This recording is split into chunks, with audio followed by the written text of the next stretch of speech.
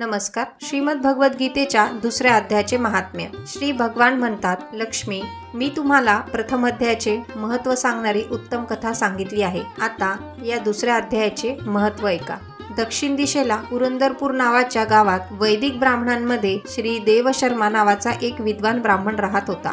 तो अतिथियांचा पूजक, वेदशास्त्रांचा विशेषज्ञ, आत्मअभ्यास करणारा होता. यज्ञादी पूजनांचे अनुष्ठान करणारा होता आणि सदा तपस्वींना प्रिय असा होता. त्याने उत्तम द्रव्यांना अग्नीमध्ये हवन करून दीर्घकाळ देवतांना तृप्त केले होते.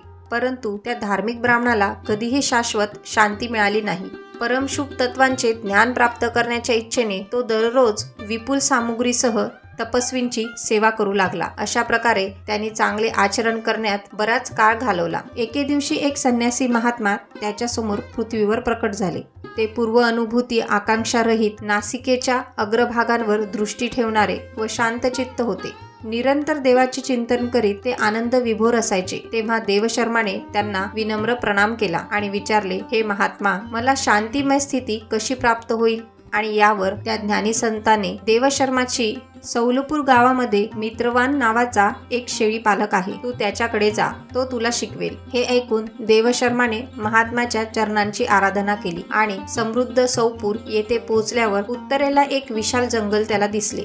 त्या जंगलात नदीच्या काठावर मित्रवान एका दगडावर बसला होता. त्याचे डोळे आनंदाने गतिहीन होत होते. त्या जागेला परस्पर विरोधी प्राण्यांनी वेढले होते. बागेत मंद वाऱ्याची झुळूक येत होती. हरणाचे कळपही तेथे शांतपणे बसले होते आणि असे वाटत होते की जणू तो मित्र आपल्या आनंदी आणि मोहक नजरेने दयाळूपणे पृथ्वीवर अमृत शिंपडत आहे. देवशर्माने जेव्हा मित्रवानला या रूपात पाहिले तेव्हा त्याचे मन आनंदित झाले. तो जिज्ञासू झाला आणि अत्यंत नम्रपणे त्याच्याकडे गेला. मित्रवानानेही देवशर्माला नमस्कार करून त्याचा सत्कार केला. त्यानंतर जेव्हा त्याची ध्यानाची वेळ संपली तेव्हा विद्वान देवशर्मा समर्पित मनाने आपल्या मित्रवान जवळ गेले आणि विचारले, महाभाग, मला आत्मज्ञान प्राप्त करण्याची इच्छा आहे.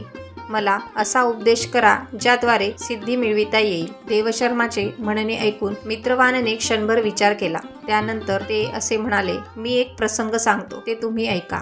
एकेकाळी मी या जंगलात बकरीचे रक्षण करत होतो. तेवढ्यात एका भयंकर वाघावर माझी दृष्टी पडली. मला मृत्यूचे भय वाटू लागले. त्यामुळे मी त्या वाघासमोर बकरीच्या कळपांना पुढे केले आणि तिथून पळ काढला.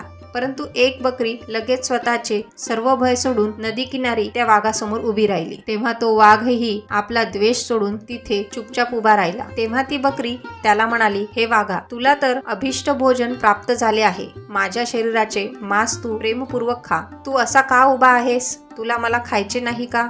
यावर वाघ तिला म्हणाला, हे बकरी, या ठिकाणी पोचताच माझ्या मनातून द्वेषाची भावना निघून गेली आहे. भूक आणि तहानही नाहीशी झाली आहे. म्हणूनच आता तू जवळ आलीस तरी मला तुला खायचे नाही. वाघाने असे म्हटल्यावर बकरी म्हणाली, मी निर्भय कशी झाली तेच मला कळत नाही. याचे कारण काय असू शकते? तुला माहिती असेल तर मला सांग. हे ऐकून वाघ म्हणाला, मलाही माहिती नाही. चल, समोर उभ्या असलेल्या या महामानवाला विचारूया. असे ठरवून दोघेही तिथून निघून गेले. दोघांच्या स्वभावातला झालेला हा विचित्र बदल पाहून मी थक्क झालो. तेवढ्यात ते माझ्याकडे आले आणि मला त्यांनी प्रश्न विचारला. आम्ही तिघे जिथे उभे होतो तिथेच एका झाडाच्या फांदीवर एक वानरराज होते. त्यांच्या दोघांसोबत मी वानरराजालाही विचारलं. मी विचारल्यानंतर वानरराजा आदराने म्हणाला, अजपाल, ऐका, मी तुम्हाला याबद्दल एक प्राचीन गोष्ट सांगतो. समोर जंगलातलं विशाल मंदिर बघा. त्यामध्ये ब्रह्माजींनी स्थापित केलेलं एक शिवलिंग आहे. प्राचीन काळी येथे सुकर्मा नावाचा बुद्धिमान महात्मा राहत होते, जे तपश्चर्या करत या मंदिरात पूजा करत असे. ते जंगलातून फुले गोळा करून पूज्य भगवान शंकरांना नदीच्या पाण्याने स्नान करून त्या फुलांनी त्यांची पूजा करत असे. अशा रीतीने सुकर्मा पूजेचे कार्य करीत असताना तेथे वास्तव्य करीत असत. खूप दिवसांनी त्यांच्याजवळ एक महात्मा आले. सुकर्माने भोजनासाठी फळे आणून त्यांना अर्पण केली आणि म्हणाले, हे विद्वान, मी केवळ तत्वज्ञानाच्या इच्छेने भगवान शंकराची पूजा करतो. त्या पूजेचे फळ मला आज मिळाले, कारण यावेळी तुमच्यासारख्या महान तत्वज्ञानांनी माझ्यावर कृपा केली आहे. सुकर्माचे हे मधुर वचन ऐकून तपश्चर्येने संपन्न असणारा परम अतिथी अत्यंत प्रसन्न झाला. त्यांनी गीतेचा दुसरा अध्याय दगडावर लिहिला आणि सुकर्माला त्याचे वाचन आणि आचरण करण्याची आज्ञा दिली आणि ते पुढे म्हणाले, हा तुमचा आत्मज्ञानाशी संबंधित आहे. तुमची इच्छा आपोआपच सफल होईल. असे बोलून ज्ञानी तपस्वी अंतर्धान पावले. हे बघून सुकर्म आश्चर्यचकित झाले आणि त्यांच्या आज्ञेनुसार गीतेचा दुसरा अध्याय वाचत राहिले. त्यांनी सराव सुरू केला. नंतर बऱ्याच काळानंतर त्यांचे चित्त शुद्ध झाले आणि त्यांना आत्मज्ञान प्राप्त झाले. मग ते जिथे जिथे गेले तेथे तेथे वन शांत झाले. सर्दी, उष्णता, रोग, द्वेषांचे अडथळे दूर झाले. शिवाय या ठिकाणी भूक तहानांचाही त्रास नव्हता आणि अजिबातही भीती नव्हती. हा सर्व दुसऱ्या अध्यायाचा जप करणाऱ्या सुकर्मा ब्राह्मणाच्या तपश्चर्येचा परिणाम आहे. मित्रवाण म्हणतो, वानर राजाने सांगितल्यावर मी आनंदाने शेळी आणि वाघांसह त्या मंदिराकडे निघालो. तिथे जाऊन एका दगडावर लिहिलेला गीतेचा दुसरा अध्याय पाहिला आणि वाचला. तिची पुनरावृत्ती करून मी तपश्चर्येवर मात केली आहे. म्हणून हे सज्जन, तुम्ही नेहमी फक्त दुसऱ्या अध्यायाची पुनरावृत्ती करा. असे केल्याने मोक्ष तुमच्यापासून दूर राहणार नाही. दुसऱ्या अध्यायाचे महत्त्व सांगताना श्री भगवान म्हणतात, प्रिये, आपल्या मित्रवांकडून अशी आज्ञा मिळाल्यावर देवशर्माने त्याची पूजा केली आणि त्याला नमन करून पुरंदरपूरची वाट धरली. पूर्वोक्ता ज्ञानी महात्म्याची एका मंदिरात देवशर्माला भेट झाली. देवशर्माने संपूर्ण कथा सांगितली आणि प्रथम त्यांच्याकडून दुसरा अध्याय वाचून शिकला.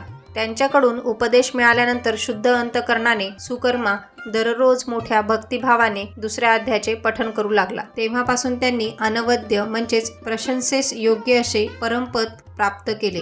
गीतेचा दुसरा अध्याय म्हणजे सांख्य योग, जो गीतेच्या तत्वज्ञानाचा गाभा आहे. या अध्यायात श्रीकृष्ण अर्जुनाला आत्म्याचे अमरत्व, कर्तव्याचे महत्त्व आणि निष्काम कर्मयोग याचे शिक्षण देतात. अर्जुनाच्या नैतिक आणि भावनिक गोंधळावर विजय मिळविण्यासाठी कृष्ण त्याला ज्ञानाचा म्हणजेच सांख्य आणि कर्माचा म्हणजे कर्मयोग मार्ग समजावून सांगतात. या अध्यायाच्या श्लोक 1 ते 10 मध्ये अर्जुनाची संपूर्ण शरणागती सांगितलेली आहे. जसे की अर्जुन आपल्या भावनिक संघर्षाने पूर्णतः खचलेला असतो. तो आपला धनुष्य खाली ठेवतो आणि श्रीकृष्णाला आपला गुरु म्हणून स्वीकारतो. त्यांच्याकडे योग्य मार्गदर्शनाची याचना करतो. या अध्यायातील श्लोक 11 ते 30 मध्ये आत्म्याचे अमरत्व दर्शवले आहे.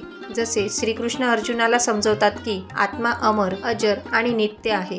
शरीराचा नाश होतो पण आत्मा कधीही मरत नाही. मृत्यू आणि जन्म हे जीवनाचे चक्र आहे. यावर दुःख करण्याची आवश्यकता नाही. जे या सत्याला समजून घेतात ते स्थिर बुद्धी म्हणजेच स्थितप्रज्ञ होतात. श्लोक 31 ते 38 मध्ये कर्तव्याचे पालन सांगितले आहे. जसे श्रीकृष्ण अर्जुनाला सांगतात की युद्ध करणे हे त्याच्या धर्माचे कर्तव्य आहे. जर त्याने युद्ध न केले तर तो आपले कर्तव्य विसरेल आणि अपयशाला सामोरे जाईल. विजय किंवा पराभवाला महत्त्व न देता कर्तव्याचे पालन करावे.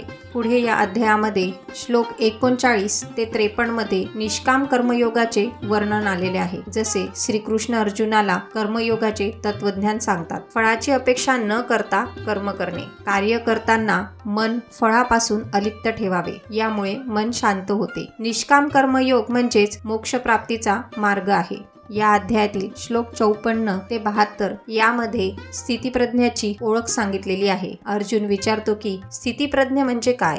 जसे ज्याचे मन सर्व इच्छांपासून मुक्त आहे, जो सुख दुःख, जय पराजय, मान अपमान यात स्थिर आहे, जो आत्म्यावर स्थिर राहतो आणि इंद्रियांच्या सुखासक्तीतून अलिप्त होतो, जो मन आणि इंद्रिये वशमध्ये ठेवतो, तो शांती प्राप्त करतो. आत्मा अमर आहे. कर्तव्याचा मार्ग, फळाची अपेक्षा टाळणे, स्थितिप्रज्ञ स्थिती यांचा संदेश दिलेला आहे. सांख्ययोग अध्याय गीतेच्या तत्वज्ञानाचा पाया आहे. या अध्यायातून आत्म्याचे तत्वज्ञान, निष्काम कर्मयोग आणि स्थिर बुद्धीचा आदर्श यांचे शिक्षण दिले जाते, जे जीवनातील संघर्षांवर विजय मिळविण्यासाठी आणि शांतता प्राप्त करण्यासाठी मार्गदर्शन करते. तर असे होते गीतेच्या दुसऱ्या अध्यायाचे महात्म्य.